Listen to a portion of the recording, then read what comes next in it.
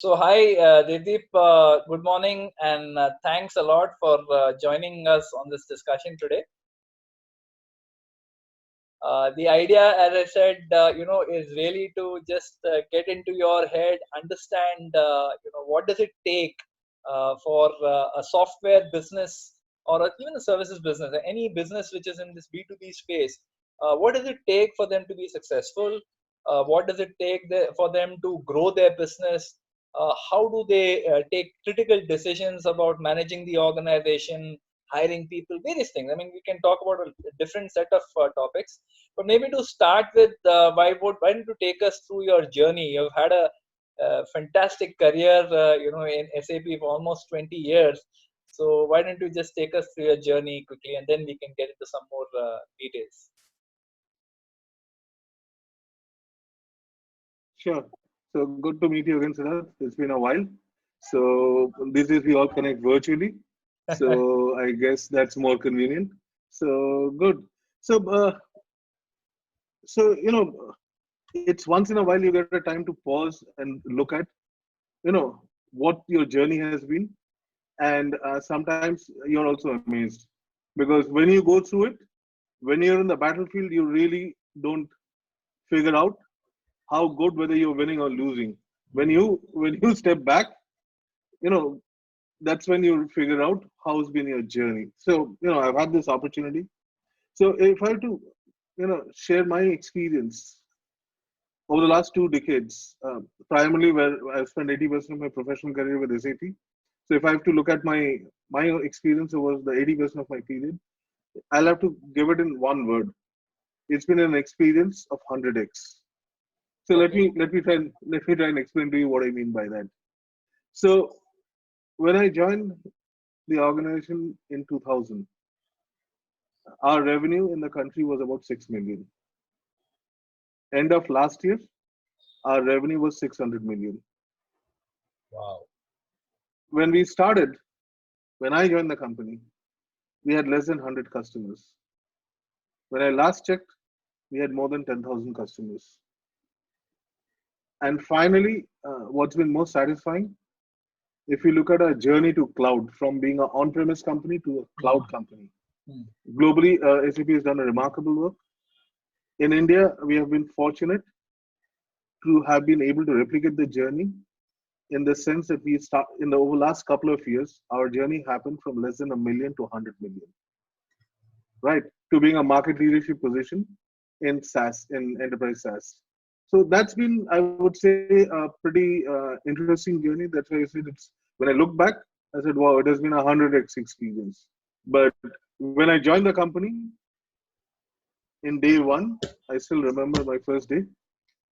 It seemed like a startup because it was a business center where I joined SAP. Right. To today being one of the largest enterprise or the market leader in enterprise application software in the country. So it's been an amazing journey. And when I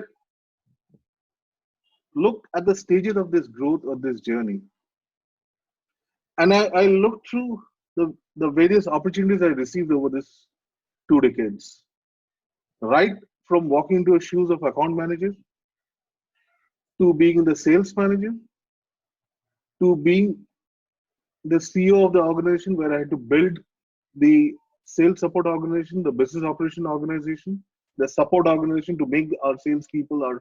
customers successful, Yeah. to being the CEO of the company. So, it has given me, in a way, a 360-degree view of the business and also the lessons learned. Because at every stage, we had to adopt a completely different go-to-market strategy, a product and pricing strategy, whether because we had to incubate businesses in many attempts from 0 to 100. Right. It is not that we had an established business which we had to turn it around. Yeah, there were a few opportunities of that as well. But mostly it has been creating businesses from nothing to a significant value. And in a market like India, sometimes that's not the easiest job. And what differentiates is, while you go through these changes, is how consistent to your values, to your basic beliefs, at the organization level and at the individual level, and most importantly, as a cultural lead. So I think fundamentally, through all these shifts and pivots through this entire journey, there are two or three fundamental things which have stayed. One is everybody, right from a sales organization to a support organization to a product development, has have a single mind focus on customers and value creation for customers, right? And the second aspect of it, I would say, is empowering our field organization to be able to take the decisions on the spot within the framework of corporate governance, right? I think those are the kind of things which has kept me going. It's almost been like an entrepreneurial journey for me.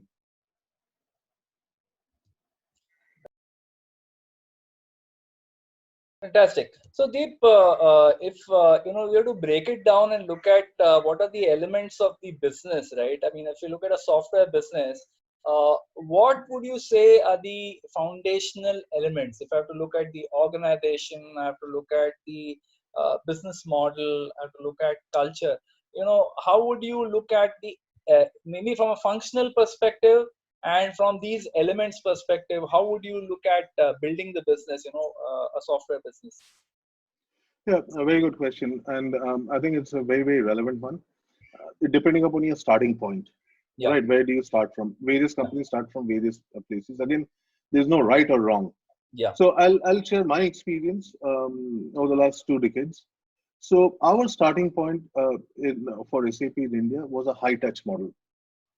Basically, what we did was we engaged with the lighthouse customers. Average sales cycle is between 18 months to 24 months. Okay.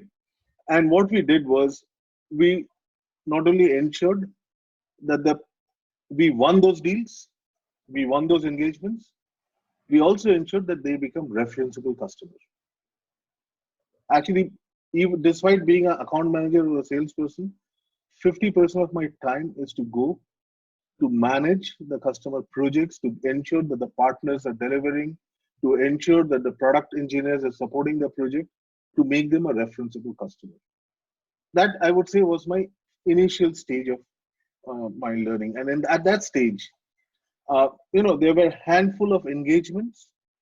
There were a handful of, I would say, customers we had, as I said, right?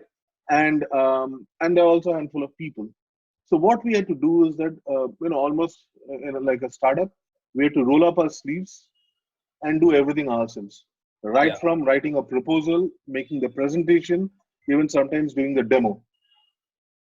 Right. So, because you only have so many resources and you can't keep going back to Germany to get everything, right? correct. So it's only in critical moments you can,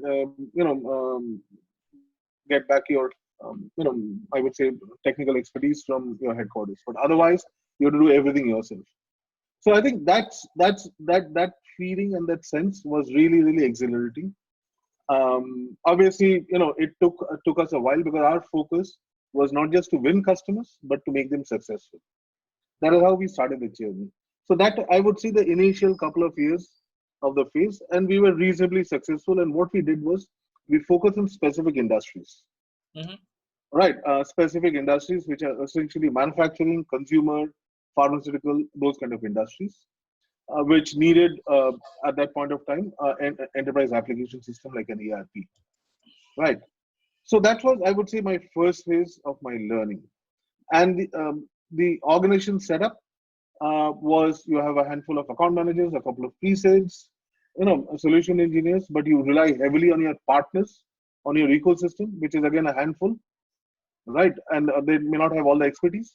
And in specific cases, you bring in your product engineers or your product managers into the specific engagements, either during a sales process or even during a customer project phase to ensure that they're successful. So that's my first phase.